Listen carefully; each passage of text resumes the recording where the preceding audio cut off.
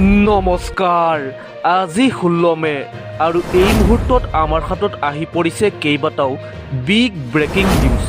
আমি ৰাজ্যৰ লগতে দেশৰ বিভিন্ন খবৰসমূহ আপোনালোকলৈ আগবঢ়ালোঁ।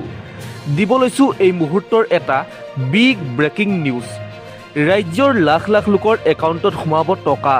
হিমন্ত বিশ্ব শৰ্মাই নিৰ্বাচনী প্ৰতিশ্ৰুতি আখৰে আখৰে পালন কৰিব। ৩,০০০ টকালৈ বৃদ্ধি হৈছে অৰুণোদয় আঁচনিৰ ধন। এটা পৰিয়ালৰ দুগৰাকীকৈ মহিলাই পাব এতিয়াৰে পৰা অৰুণোদয় আঁচনিৰ ধন। নতুন পদ্ধতিত দিয়া হ'ব এইবাৰৰ অৰুণোদয় আঁচনিৰ টকা। নিৰ্বাচনী প্ৰতিশ্ৰুতি পালন কৰিব মুখ্যমন্ত্ৰী হিমন্ত বিশ্ব শৰ্মাই। চৰকাৰ গঠন কৰিছে ইতিমধ্যে বিজেপিয়ে আৰু বিজেপিৰ নিৰ্বাচনী প্ৰতিশ্ৰুতি আখৰে আখৰে পালন কৰিব হিমন্ত বিশ্ব শৰ্মাই। এটা এটাকৈ পূৰণ কৰা হ'ব নিৰ্বাচনী প্ৰতিশ্ৰুতি। ১২৫০ টকাৰ পৰা ৩,০০০ টকালৈ বৃদ্ধি কৰা হ'ব অৰুণোদয় আঁচনিৰ ধন। যিসকল মহিলাই আবেদন কৰা নাই, এতিয়াই অৰুণোদয় আঁচনিৰ বাবে আবেদন কৰক। ডাঙৰ পৰিয়ালৰ দুজনীকৈ মহিলাক দিয়া হ'ব অৰুণোদয় আঁচনিৰ ধন। একেদৰে ৰেচন কাৰ্ডৰ চাউলো একেটা পৰিয়ালৰ দুজনে লাভ কৰিব। হিমন্ত বিশ্ব শৰ্মাই এইদৰে ডাঙৰ ঘোষণা কৰিছে। দিব লৈছোঁ আন এটা বিগ ব্ৰেকিং নিউজ। মিয়াক সন্দেহ কৰি থাকোঁতে ৰাজ্যত ঘটিল ভয়ংকৰ ঘটনা। বিহাৰৰ পৰা অসমলৈ আহিছে ডকাইতৰ গেং। ৰিতেশ কুমাৰ মহেশ কুমাৰৰ লগতে আন এটা বিহাৰী ডকাইতক গ্ৰেপ্তাৰ কৰিছে আৰক্ষীয়ে। ডকাইতিৰ মাষ্টাৰ মাইণ্ড বিহাৰৰ ডকাইত মুকেশ বুলি জানিব পৰা গৈছে। ঘগ্ৰাপাৰাৰ চাঞ্চল্যকৰ ডকাইতিৰে জড়িত অভিযুক্তক গ্ৰেপ্তাৰ কৰিছে আৰক্ষীয়ে। বিহাৰৰ পৰা ৩ ডকাইতক গ্ৰেপ্তাৰ নলবাৰী আৰক্ষীৰ। ডকাইতিত ব্যৱহৃত এখন ছুইফ্ট বাহনো জব্দ কৰা হৈছে। ৫ ডকাইতে সংঘটিত কৰিছিল ডকাইতি। ১৩ মে'ত আৰক্ষীৰ জালত পৰিছিল ২ ডকাইত। ঝাৰখণ্ডৰ ৰিতেশ কুমাৰ, উত্তৰ প্ৰদেশৰ মহেশ কুমাৰক গ্ৰেপ্তাৰ কৰে আৰক্ষীয়ে। ২ অভিযুক্তৰ স্বীকাৰোক্তিৰ ভিত্তিত গ্ৰেপ্তাৰ ৩ ডকাইতক। আৰু আজি নলবাৰী থানালৈ লৈ অনা হয় বিহাৰৰ ৩ ডকাইতক। ১৩ মে'ত সংঘটিত হৈছিল চাঞ্চল্যকৰ ডকাইতি কাণ্ড। জিলা ন্যায়াধীশ নীতিশ শৰ্মাৰ বাহন আগচি চলাইছিল লুটপাট। দিব লৈছোঁ আন এটা বিগ ব্ৰেকিং নিউজ। অবৈধ মিয়াৰ বিৰুদ্ধে সাজু হৈছে চৰকাৰ। কোনো কাৰণতে অবৈধ বাংলাদেশীক ক্ষমা কৰা নহয়। যিকোনো মুহূৰ্তত অবৈধ মিয়াৰ ঘৰত চলিব পাৰে প্ৰশাসনৰ বুলডোজাৰ। একশ্যনত নামিবলৈ সাজু হৈ উঠিছে ৰাজ্যৰ প্ৰশাসন। এটা এটাকৈ চিনাক্ত হোৱা বাংলাদেশীক কৰা হ'ব বিতাড়ন। ইতিমধ্যে সাজু কৰা হৈছে বেদখলকাৰীৰ তালিকা। প্ৰতিখন জিলাৰ পৰা প্ৰতিটো প্ৰান্তৰ পৰা ইতিমধ্যে আপডেট দিয়া হৈছে। প্ৰশাসনৰ তৰফৰ পৰা প্ৰতিখন জিলাৰ প্ৰতিটো অঞ্চল, প্ৰতিটো চুবুৰী, প্ৰতিটো চৰ চাপৰিত কিমান অবৈধ বেদখলকাৰী আছে, কিমান ভূমি দখল কৰি আছে, খিলঞ্জীয়াৰ ভূমি, চৰকাৰী ভূমি কিমান দখল কৰি আছে, সকলো তথ্য ইতিমধ্যে সংগ্ৰহ কৰা হৈছে প্ৰশাসনৰ তৰফৰ পৰা। আৰু সেইমতেই প্ৰশাসনৰ তৰফৰ পৰা লিষ্ট বনাই দিছপুৰলৈ ইতিমধ্যে প্ৰেৰণ কৰা হৈছে। দিব লৈছোঁ আন এটা বিগ ব্ৰেকিং নিউজ।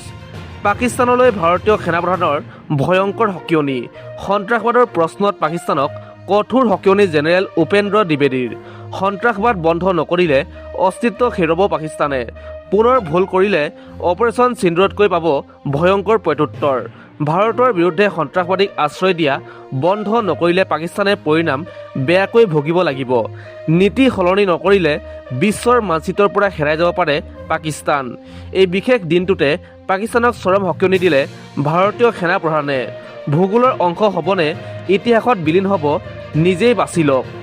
বিশ্বৰ মানচিত্ৰত থাকিব বিচাৰেনে ইতিহাসত বিলীন হ'ব খোজে? এইদৰে স্পষ্ট আৰু পোনপটীয়া বাৰ্তা দিলে জেনেৰেল দ্বিবেদীয়ে। দিব লৈছোঁ আন এটা বিগ ব্ৰেকিং নিউজ। ইছলামিক ৰাষ্ট্ৰই সহায় কৰিব ভাৰতক। ভাৰতত ৩ কোটি বেৰেল তেল জমা ৰখাৰ সিদ্ধান্ত UAEৰ। ভাৰত UAEৰ মাজত ঐতিহাসিক চুক্তি স্বাক্ষৰ কৰা হ'ল। প্ৰধানমন্ত্ৰী নৰেন্দ্ৰ মোদীৰ আবুধাবি ভ্ৰমণে আনিছে এই ভাল খবৰটো। ভাৰতৰ তেল ভাণ্ডাৰ হ'ব অতি শক্তিশালী। দেশত তেলৰ নাটনি নহ'বলৈ এই পদক্ষেপ। ভাৰত UAEৰ মাজত 5খন গুৰুত্বপূৰ্ণ চুক্তি স্বাক্ষৰ কৰা হৈছে। LPG যোগান সন্দৰ্ভত 2খন দেশৰ বুজাবুজিৰ চুক্তি স্বাক্ষৰ কৰা হৈছে। কৌশলগত পেট্ৰলিয়াম মজুত প্ৰতিৰক্ষা সহযোগিতা চুক্তি স্বাক্ষৰ কৰা হৈছে। গুজৰাটত জাহাজ মেৰামতি সন্দৰ্ভত বুজাবুজিৰ চুক্তি। ভাৰতৰ আন্তঃগাঁথনি উন্নয়নত সহযোগিতা আগবঢ়াব UAEয়ে। ভাৰতত $5 বিলিয়ন বিনিয়োগ কৰিব ইছলামিক ৰাষ্ট্ৰখনে। ৰাষ্ট্ৰপতি মহম্মদ বিন জায়েদৰ সৈতে হৈছিল দ্বিপাক্ষিক বৈঠক। প্ৰধানমন্ত্ৰী নৰেন্দ্ৰ মোদীৰ শক্তি সুৰক্ষা বাণিজ্য আৰু বিনিয়োগ সন্দৰ্ভত হৈছিল বৈঠক। পশ্চিম এছিয়াৰ সংঘাতক লৈ দুয়োখন দেশৰ মাজতো আলোচনা হয়। দিব লৈছোঁ আন এটা গুৰুত্বপূৰ্ণ খবৰ।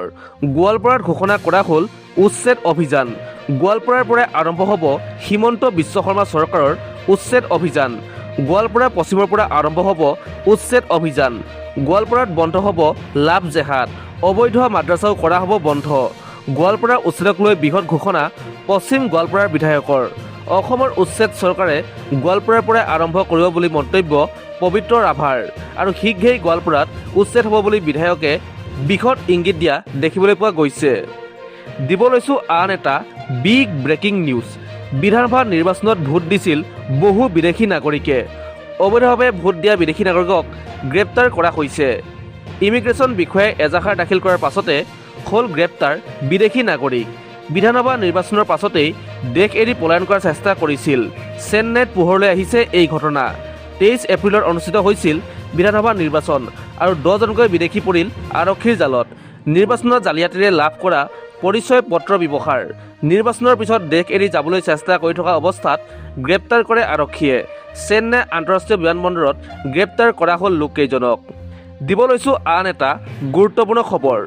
মাত্ৰ 5 দিনতে দেশবাসীৰ দৃষ্টি কাঢ়িছে বিজয় থালাপতিয়ে। বোলছবি জগতত চমক দেখুওৱা বিজয় থালাপতিৰ কামতো চমক।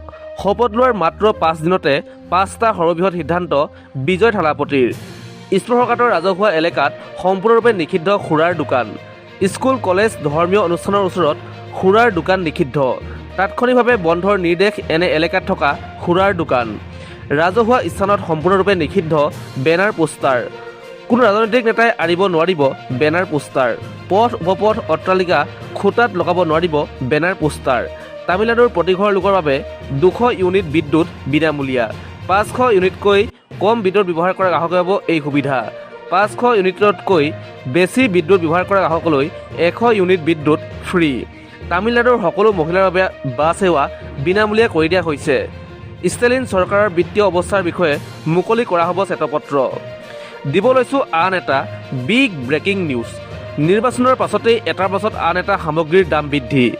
LPG চাউল দাইলৰ পিছত বাঢ়িল পেট্ৰল ডিজেলৰ দাম। বিভিন্ন খাদ্যবস্তুৰ লগতে বাঢ়িল বহু ঔষধৰো দাম। আজিৰে পৰা প্ৰতি লিটাৰ পেট্ৰলত 3.14 টকাকৈ বৃদ্ধি। একেদৰে প্ৰতি লিটাৰ ডিজেলতো 3.11 টকাকৈ দাম বৃদ্ধি কৰা হৈছে। সৰ্বাধিক 24% লৈ বৃদ্ধি বিভিন্ন ঔষধৰ দাম। প্ৰতি কেজি চাউলৰ দাম 10 টকা পৰ্যন্ত বৃদ্ধি। মচুৰ দাইলৰ দামো 10 টকাকৈ বৃদ্ধি কৰিলে খুচুৰা ব্যৱসায়ীয়ে। প্ৰতিটো বাণিজ্যিক চিলিণ্ডাৰত 993 টকাকৈ বৃদ্ধি। ৰন্ধন গেছৰ সৰু চিলিণ্ডাৰত 281 টকাকৈ বৃদ্ধি। প্ৰতি লিটাৰ পেকেট গাখীৰৰ মূল্য 2 টকাকৈ বৃদ্ধি।